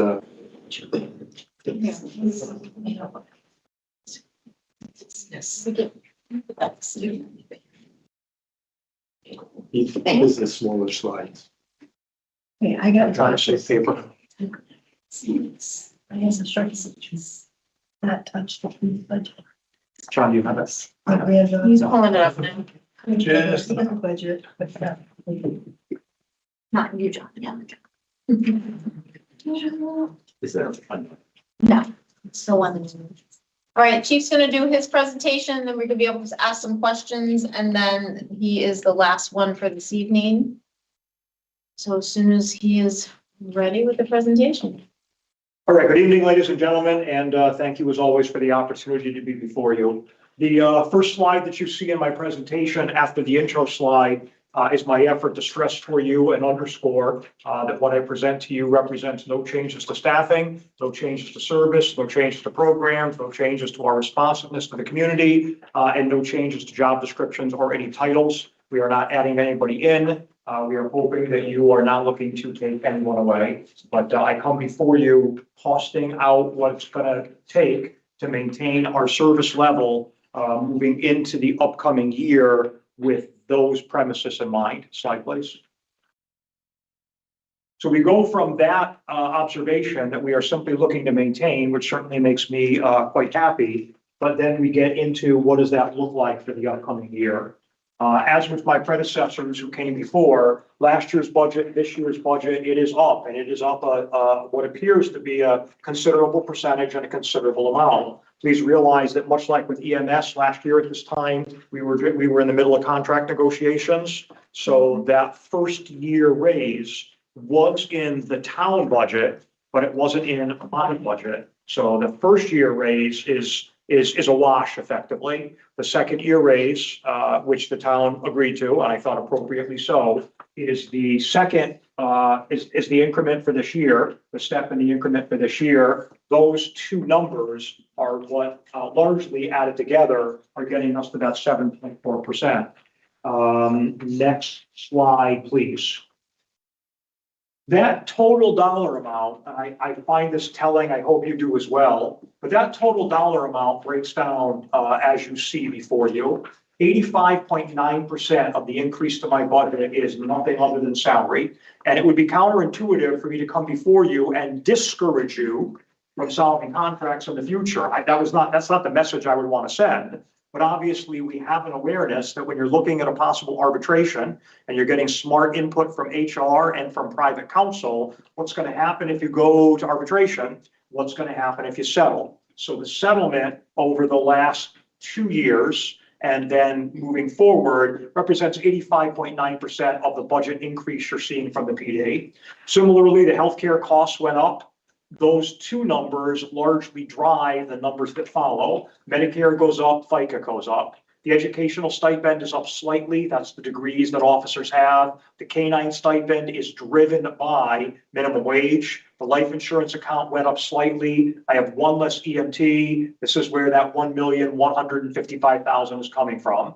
With a quiet sense of pride, I would share with you that the operational budget, those items that I feel as if I can directly control, that is down this year. I have brought what we are spending on things that I feel that I can directly control. It's not a lot of money, but it's $33,196. It's pointed in the right direction for the upcoming year. When we subtract that from that 1155, we wind up at that increase that you saw earlier of 122,467. Slide, please. Where does the money go? And this is once again why I stress my awareness that I'm responsible for all of it, but your awareness that what I can directly control on a day-to-day basis is really only the operational items. And when I say control, I'm putting little air quotes around that because these numbers are largely driven by things that are often beyond our control. 72% of all the money that you kindly send to the PD goes to salary, 19% goes to fringe benefits. What we have any degree of flexibility on, and again, bold, underscore, italicize the word flexibility, is only 9% of the overall budget. That's all the stuff. That's the gasoline. That's what it takes to get the cars, not the car, but to get the cars up and running. That's bulletproof vests and ammunition and firearms and clothes and recruit gear. All of that fits in here. And this is the reason why, in the larger sense, it's very difficult to make a notable impact on the budget by squeezing it out of this section, because that is such a small section of the overall budget to begin with. Next slide, please. So there are a couple of areas, cars and the overtime budget, where I am fully prepared to go as far down the rabbit hole as you would like. I also sense how long you've been at it this evening and the fact this is not your only evening of the week. But I come before you fully prepared to talk about overtime expenditures if anyone so wishes. I would offer to you generally that we are extremely cognizant of the overtime that is spent by the agency. When we have even a submission that seems to smack of something that might be a little bit high, the captains in particular, the deputy chief and I are on top of that, trying to figure out what it is that occurred. Any overtime that is earned requires supervisory approval. And I would also offer, as you look at that slide, I also think it's important, we got to be fair here. The overall number that you are looking at, about 100,000 of it is contractual holiday pay. It's not overtime. It just goes in this category because it's the extra pay officers get for working on a holiday. It's not overtime. It just happens to show in this column. There's also another 37,000, which is contractual FTO training pay. There's also a chunk of money that I would describe, and let me be clear, I don't want to sound ungrateful here, but there's a chunk of money that are things that we are doing because the town is directing that they be done, because all of you understandably make it a priority. When I take those items out and I take a look at what's left and I divide that by the number of officers, this number is not insignificant, but I think it's important to appreciate that no one is getting rich on town overtime. Yep, they work some special duty jobs as well, but that overall amount divided by the number of officers is a pretty reasonable figure in totality. I would also, at least on this slide, finally draw your attention to the single largest expenditures, and those are what we're going to call shift shortage and supervisory shortages. Those numbers reflect instances, and for the year, we've been running about 5 to 6 people under our target staffing level. I'm very pleased right now to be down to 2 holes. And the more people we have, the less overtime I'm going to spend. But when I've run at 5 or 6 down, each one of those spots is worth roughly $100,000. And they create holes in the schedule. So you didn't spend it there, but you did spend it here. There's a direct relation between those two. Next slide, please. All right. I have got 4. I submitted 4 CIP requests. I believe 3 of them have been advanced to you. 2 of them have been advanced to you, and at least one of which I'm going to talk about in a little bit more detail to see whether or not you might have an interest in it. Historically, there has been a considerable degree of consternation, might be fair to say, on your part about cars, all the cars they have. And over the years, I have tried to narrow the discussion down and in this kind of setting, try to offer some degree of focus on all the cars that they have. This year, I've got the full presentation. I'll do it as quickly or in as much detail as you might wish. I'm going to try to read the room here. We have a total of 91 items that are on wheels. It's the fairest way to start out. But from the 91, I would ask you to realize that 19 of them are specialty vehicles. They are things like the RV, the big command vehicle that you've seen out recently, the Explorer bus, which we got for free, the traffic ATV, the traffic bus that we got for free, prisoner transport van, the F-150 pickup truck that we got under a grant, a couple of trailers, the message boards, and then the motorcycles, which we bought out of grant money. Take the 19 away from the 91. Now we're down to 72 vehicles that would look to you to be some degree of a police car. We can take those 72, and I have them broken down for you here on the slide, and will not read all of them to you, but you can see how they are broken down and how that number is as high as it is. Effectively, there are only 26 patrol cars, 26 frontline patrol vehicles that are out there doing the bulk of the work on that 24/7 type basis. This represents the same thing, but it's really only this portion right here that's the portion that really is what I think the world focuses in on. Do I have too many cars? Here's what I told to Mr. Koppler, and I think it's a very fair representation. On a Tuesday night in the middle of the winter on the midnight shift, I have too many cars. But on the Sunday of the 4th of July weekend, I don't have enough cars. And I have to staff. I assume you want me to staff the department, not for when calls for service are lowest, but when we have to have enough cars in order to perform our responsibilities. That's not a Tuesday night on the midnight shift in the winter. If you drove through our parking lot, you'd say, boy, they got a lot of cars, they aren't being used. But there are many, many, many, many other times throughout the course of the year where we need every one of these vehicles, as I'll try to illustrate right now. Next slide, please. So this is a day, and I swear, I promise, we picked it at random. This was November 13th, 2025. It ties roughly to when I received instructions from the manager. We received instructions from the manager to start working up the budget. So we picked a day at random, and we said on November 13th, 2025, how many cars would we need for that day shift? A shift commander, a patrol field supervisor, 7 district cars, a CPO, 2 traffic, 1 traffic sergeant, 5 SROs, 1 officer out of town doing prisoner security, 3 officers out of town at training, 5 detectives doing various detective things, detective lieutenant, court officer, animal control officer, myself, the deputy chief, the 2 captains, Mr. Hall, our IT position, and 5 job cars were out. That's 41 cars, 41 police cars that were needed. And this is why our vehicle needs are as high as what they are. On this day, none of these other things were ongoing either, and they would have only driven that number up. Next slide, please.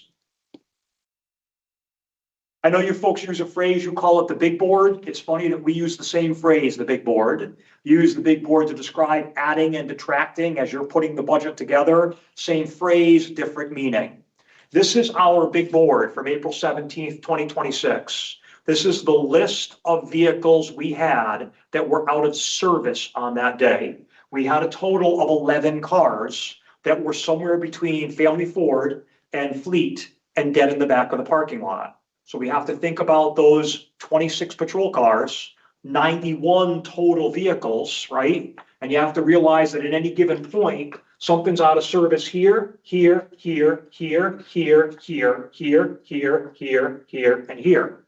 This is once again why the vehicle needs appear to be artificially high year after year as we come in before you. Next slide, please.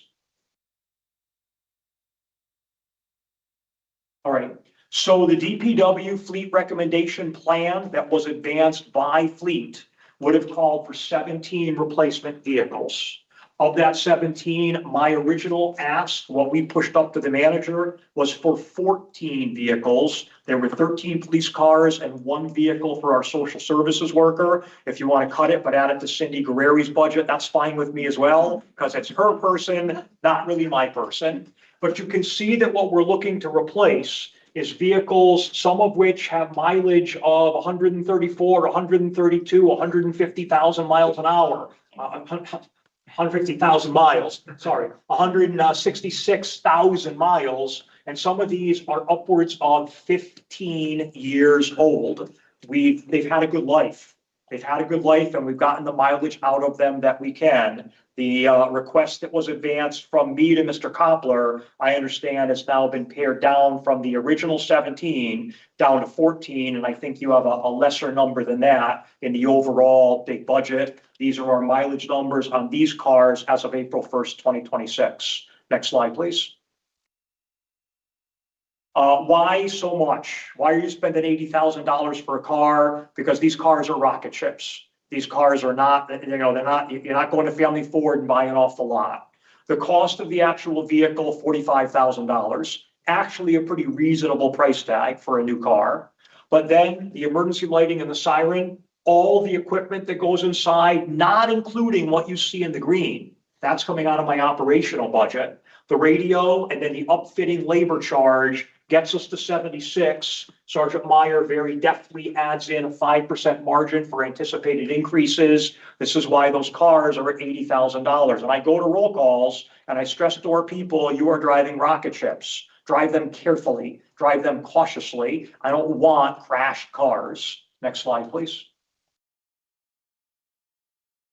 This I have always thought to be a telling slide, and I don't want it to be zingy. Please know that's not my intention, but I think it fair to share with you that folks that have gone before you have had to make some hard decisions, and I don't begrudge them those hard decisions. But last year, as an example, the council said 0 cars. And when that happens, that puts us behind that same number, plus whatever was attriting out in the course of the next year. And don't feel bad because the state did the same thing when I was in state service. But when you don't replace the cars in a given year, the following year, you just owe those cars plus whatever else got old in that year. Even the years that were robust, and there were a couple, there are also some years where we're seeing kind of halvesies, or we're down by 2, or we're down by 1/3, or there's a year where there was only 1 of 9. There's another 0 right here. That's a halvesies year. This catches up over time. And at some point, we're trying to address it. We're asking you to do what you can to address it. Next slide.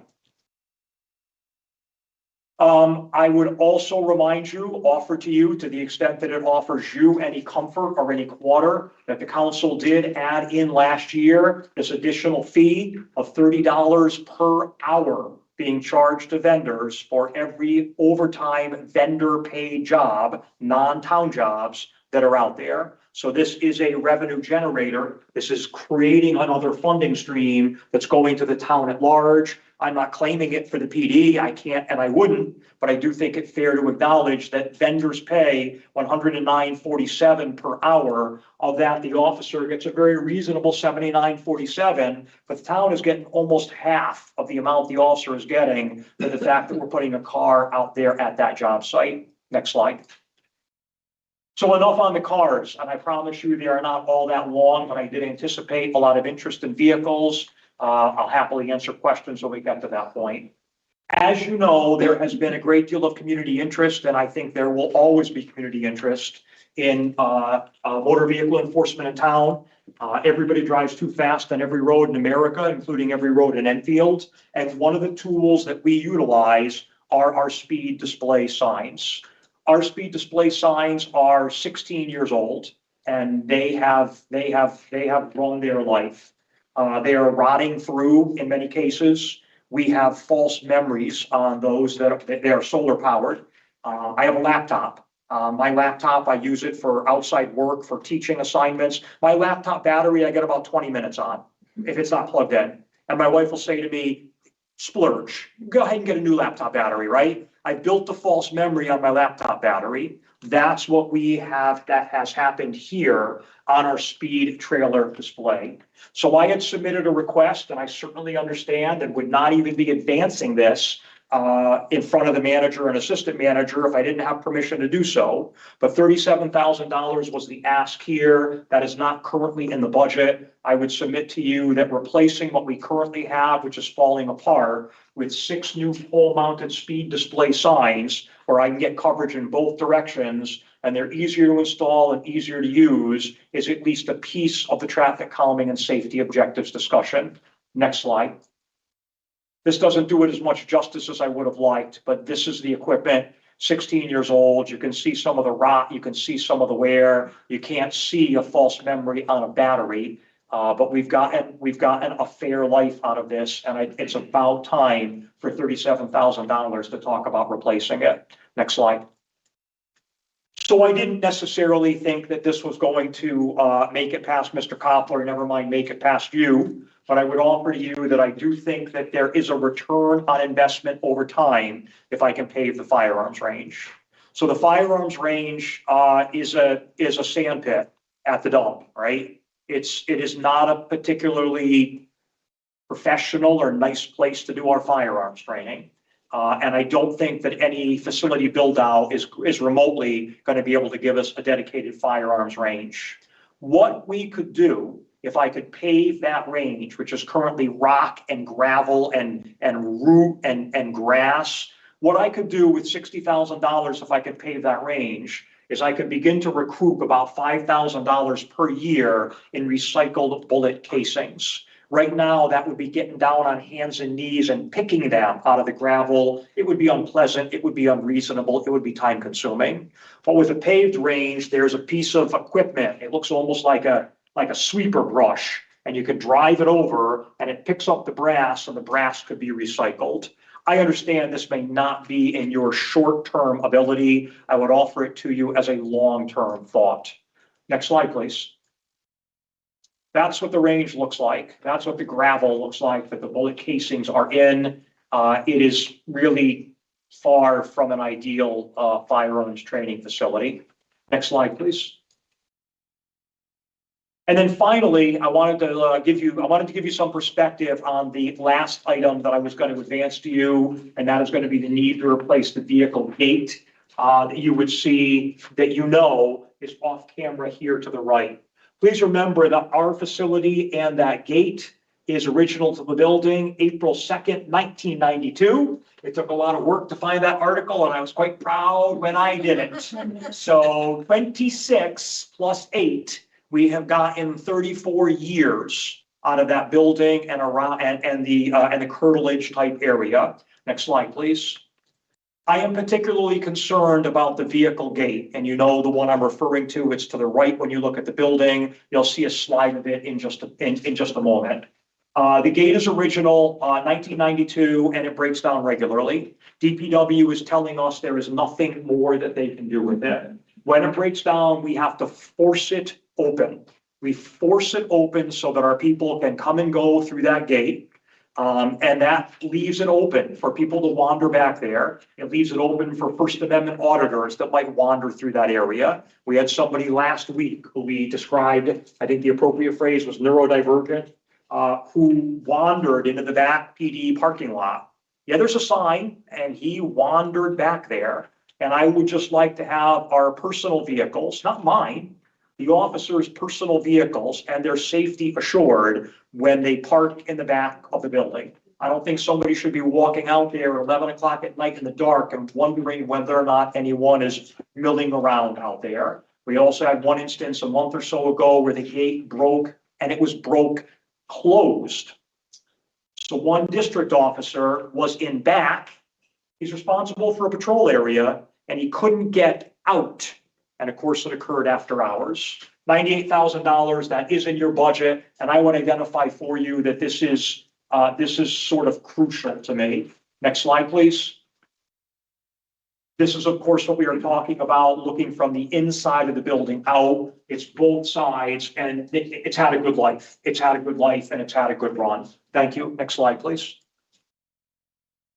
Appreciate the support, as always, that all of you show, that all of you express, that all of you share with me on a regular basis, regardless of the difficult decisions you have to make in the budget cycle. Happy to answer any questions or concerns anyone might have. Thank you. Questions for the chief? Go ahead, Marie. I have two. One is on paving that parking lot. Is that something we could do in-house? Or does that have to be, Matt, is that something we could do in-house? Is it something DPW could do? We'd have to rent equipment. Oh, okay. I wasn't sure if it was something we Yeah, could. we need the spreader box and Okay, yeah, I was just curious. And the second question is, it says here you asked for 10 cruisers in 2026, received none. I thought we did give you some, but they weren't actually in budget. It came in after budget. That was the year before. So you're referring to the year that we are in right now? Yes. Yes, we have no cars for this budget cycle. What had happened, and I'm going to be very careful and very cautious. We were in this very room and the statement was made because the previous year we did not get any cars. And then at the end of that budget cycle, Mayor Nelson and spoke to Mr. Bromson, and they said to me, can you find cars on a lot right now? So rather than make a cars request in the upcoming year, we can basically give you cars from the year that we are currently in. So we went out and we found cars on the lot. That was 2 years ago. In the last budget, the last time we were here, and again, it was Mayor Nelson, Mr. Bromson, forgive me for how it sounds, the representation was that we're not going to give you any cars, but we can revisit this at the end of the budget cycle, effectively what we're in now. And I'm not asking for that. I'm simply making you aware that the ask for the current year of 10 was not satisfied in the current year. I just remember there was cars given, but I didn't. You are correct. Okay. Just 1 year off. Okay, just wanted to make sure Yes, ma'am. my brain was Yes, still, ma'am. I still remembered. All right, thank you. Thank you. Councilor Mangini? Thank you. Thank you, ma'am. Wonderful presentation. Appreciate it. Is 98,000 the only out of town manager budget that you're suggesting? So there was a very large request that was submitted. It was so large it had to be broken up over 2 years. And that was going to replace the entirety of the fencing around the building, which is dilapidated, as well as the gate. That was, as I recall, about $350,000. Even I didn't expect that necessarily was going to get to you. That was an item that was going to be broken up over 2 years, one at about 250 and one at about 100,000. Instead, with that one being out, the alternate item that has been presented for you is just the gate and the pieces on either side of it. That's what I need to have the building secure. Well, I would consider that to be a priority safety concern. Thank you. Now, the other question, in getting back to the cars, I was ever present here on this council when the majority of the council voted down the request for vehicles and you got none. I do appreciate you taking that extra step and finding what you need on a lot, but I also very much want to applaud you for not waiting till after budget and then bringing forward, oops, here, we need this. I think, you know, you deserve a lot of respect for being upfront and forward with this council and saying, look, I'm not going to play games. It's what I need. Thank you. So I just want to thank you for that. I appreciate that. Thank you. Go ahead, Deputy Mayor. Sure. So some of this is going to be CIP stuff that I think we're going to have to work through, and it may have to take time. But I don't think we want to see police cars locked in the yard rather than out of the yard. I think that anybody who's listening to this meeting and looks at the headlines in the news of the last month and doesn't understand why we should be proud to have the department that we have, and why you should be as trained as you are and capable of as you are and have the equipment that you need to do the work that you do, has been having their head buried in the sand for the last month. This is why we support this department. And it has been, from a vehicle standpoint, we certainly have fallen behind because of our own doing over a very long period of time. And it's gonna be very hard to get to everything, given all of the other demands that we're gonna. I do see understand. coming. I absolutely understand. But though, as far as I'm concerned, with regard to this budget, like, we need to understand why we fully support this department to do the work that you do, along with EMS, because when you pick up the phone and call 911, it's one of you two that shows up along with the fire department because somebody really needs something. So I think we're gonna have to work really hard to get you as much of this as we can to get you caught up. We have evidence recently as to why that is. The council has historically been very supportive. I do not lose sight of that. When we stand at promotions, when we stand at swearings in, and I laud the council, folks, I'm not doing material. I feel a genuine affection for how well you have treated me. And I know the men and women of the department feel that same affection about all of you as well. And I thank you for that. And listen, I don't believe that there's any member of the council who doesn't support the police department. I did not mean to imply that. And it's not, it is not a political thing. We make tough financial decisions, but a little bit here and a little bit there and a little bit here over a long period of time, eventually you find you've got a big hole. And I think we are going to have to try to do our best to fill a large part of that. Yes, sir. And I think we understand that as well. So no issue there. Councilor Fasani. Chief, once again, fantastic job to you and your staff, Aaron. I didn't mention this before, but once again, public safety is number one. We've said on many meetings in public safety over the years. And I have to say that when I take a look at all of your needs in the CIP budget, that they are legit.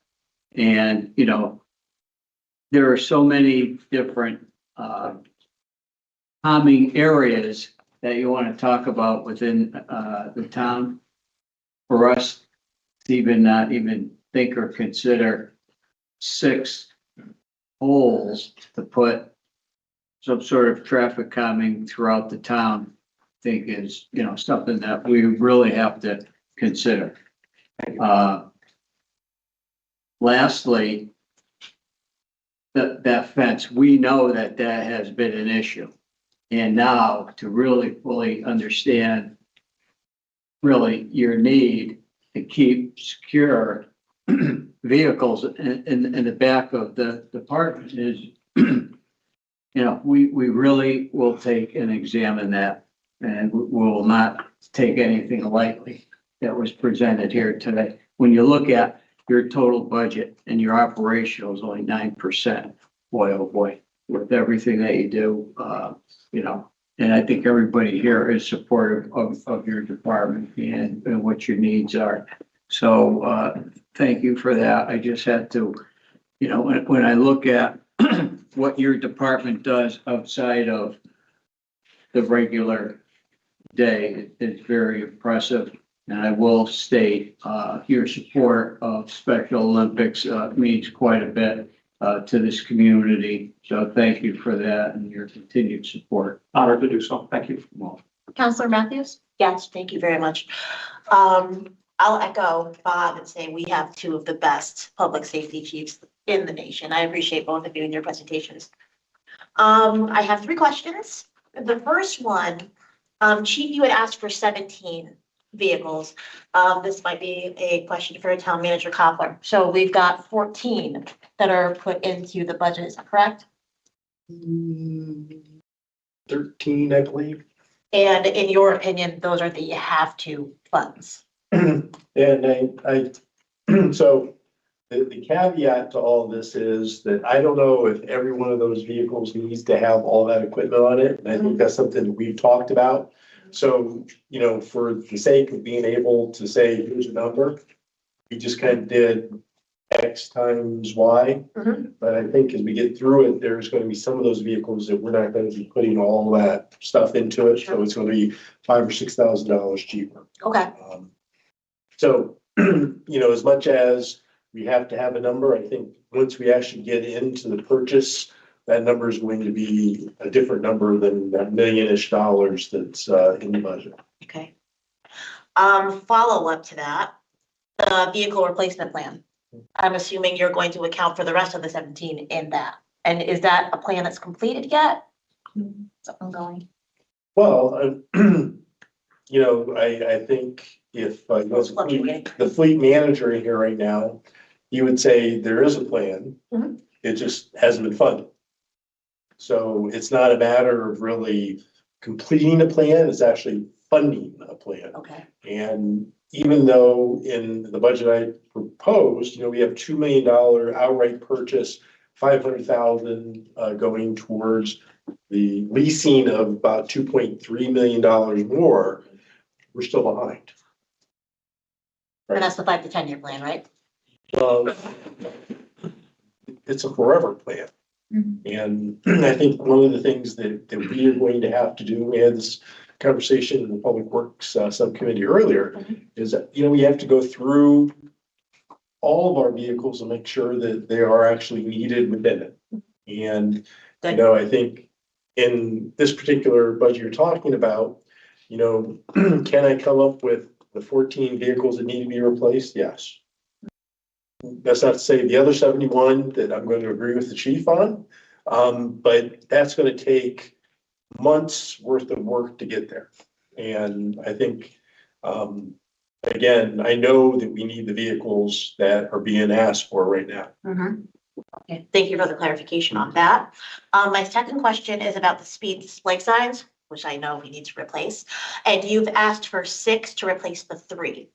Did you ask for 6 because of public comment, because of what was happening in subcommittees? Do you have specific locations you need these extra 3 signs? So what we do with them currently and what we would do with them in the future is we rotate them amongst locations. I see Councilor Crissati kind of doing this. That's exactly the answer. Sergeant Meyer has a very detailed list that is largely complaint-driven, citizen-driven, taking into account his assessment and studies that he will do of given locations as to what the needs are in a given street. Some do way more than others. And the equipment is rotated around from location to location to location. And it works well. It works well until it's moved from that location, where human nature being what it is, after a while, people kind of resort to their previous mindset. The reason we've gone from 3 to 6 is because Sergeant Meyer, I think very appropriately, wants to get both directions.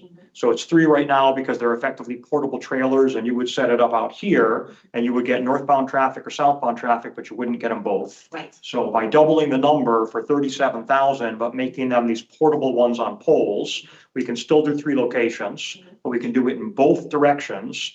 And the batteries are going to last, and they're going to be easier to move around. There is the one variable message board. You've actually seen it on Elm Street recently. It's got the message for distracted driving. That one is fine. That one will continue in the fleet. The other 3 have really had their time has come. Yes. And I definitely appreciate you saying that this is definitely a resident-driven request. You folks get them, they come before you. They come Right. before public We hear it. safety, they come before the council. Excellent. The last question I have is about the gate, which, yeah.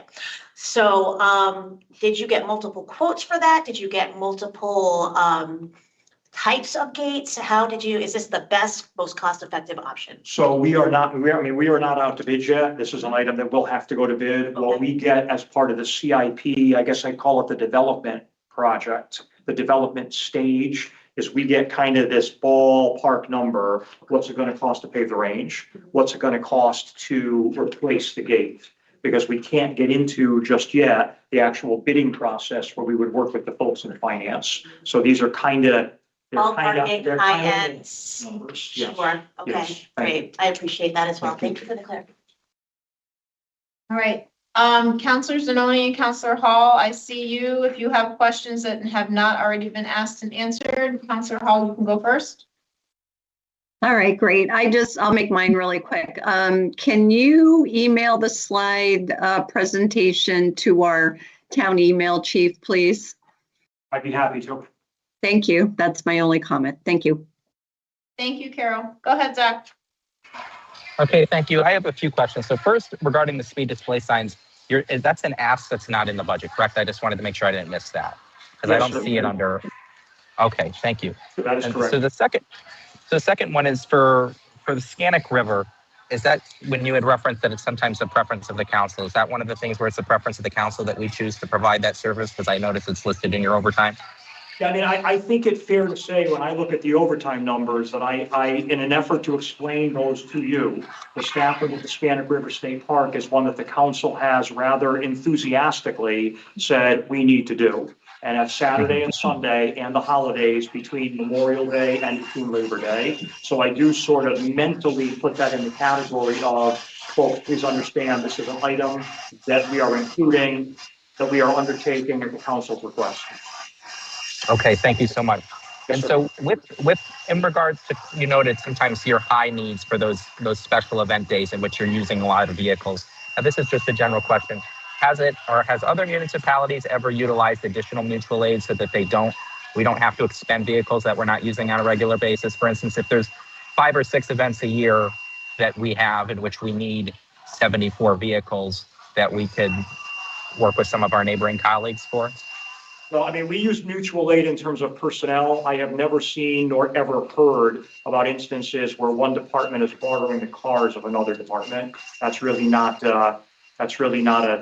it's not really a thing. For me to call Suffield and say, can I have a couple of cars? You'd have radio issues, you'd have equipment issues, insurance issues. I respectfully, but I just don't know that paradigm is something that we operate under. I appreciate the response. That's helpful. And for the revenue that comes in, for instance, do we get reimbursed from the state or the federal government for DUI checkpoints? Yes, the items that were on the spreadsheet that I provided were the non-reimbursed overtime dollars. So items like click your ticket, distracted driving, DUI enforcement, those are fully state grant funded. The money passes through the town effectively. Okay, thank you. And where in the budget can I find those reimbursements? Is it listed in there? I know you can't see us. I'm looking over at Mr. Wilcox. So those grants are typically added as they are approved. Okay, so they're not actually in the budget right now. They wouldn't be in the adopted budget. We would come to you and they're usually fully reimbursed. For example, I think there's one on the agenda for the next meeting for Click It or Ticket. It's about $9,000. It would be just grant revenue would come in. It would be in the revised column when that happens.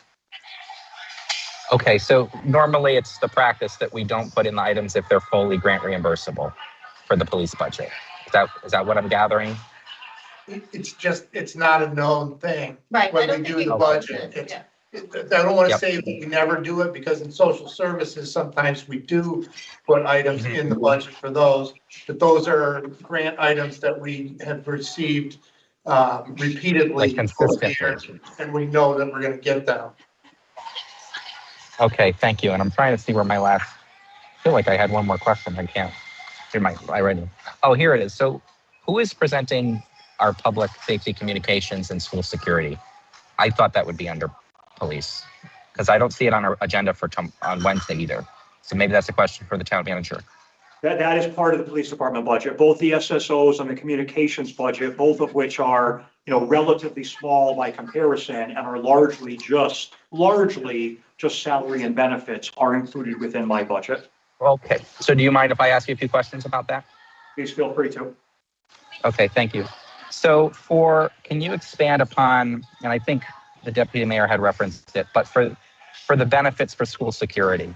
So the benefits for school security is up notably from 2026. And my understanding is that is due to more people electing to take the benefits, correct? That is correct. Okay. So are there options to maintain the school security program, but add more officers in a way that we can utilize less hours for them and we can get them under what's required for benefits? Well, in the category I'd like to think of great minds think alike, forgive me for how that sounds, that was exactly my original plan. When this was rolled out as a concept a couple of years ago, I didn't think that I was going to find retired police officers that wanted to come back for full-time jobs. So we created a job announcement. Councilor Santinello was involved at that point. Mr. Belinda was involved at that point. I believe Mr. Casati was involved at that point. We created a job announcement where we were trying to offer people employment at 19 and a half hours a week in order to avoid having to pay the fringe and in order to avoid the healthcare. We did not have enough applicants because we effectively would have needed to double the number of our employees. And those applicants that we did get expressed a desire for full-time. So as we approached kind of D-Day and operational day, I had enough people that were interested full-time. But even as it stands now, I have one person who works part-time. She prefers part-time. All the other individuals are full-time and they want full-time. We tried it. We did not, we went fishing with that approach and we got skunked. Yeah, the market did not produce it. Mr. Belinda is more articulate than I am. Great idea. And I mean, and again, I tease a little bit. Great idea. It was my original idea as well. It did not bear fruit. Okay, I appreciate that context. Do you know, out of this for school security, how much is spent for our parochial schools? So we have one SRO, no SSOs. We have one SRO whose responsibility is to rotate between the Montessori school and the parochial school, St. Bernard's. So that's a shared SRO. So it's a police body. So it's the cost of salary plus fringe. For the sake of an easy number, it's $100,000.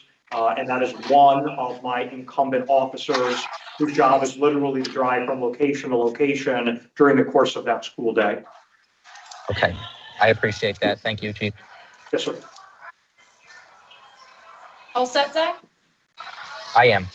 All right, thank you.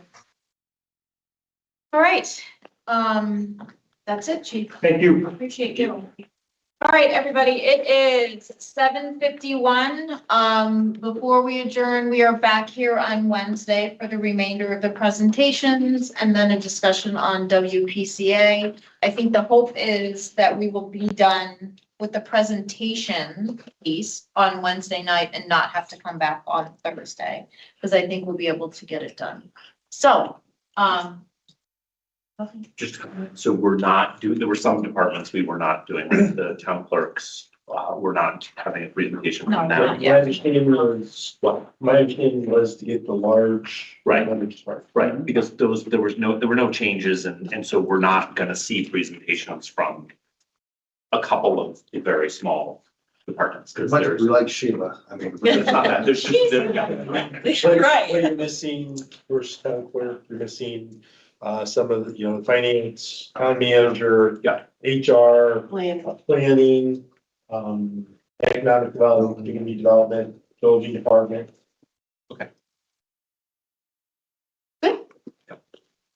Can I get a motion to adjourn? Motion to adjourn. Second. All in favor? No pizza here, she wants pizza. All right, I'm gonna say 11 in favor, even though I can see 10 hands. It's already on, so, or at least 8. Yeah.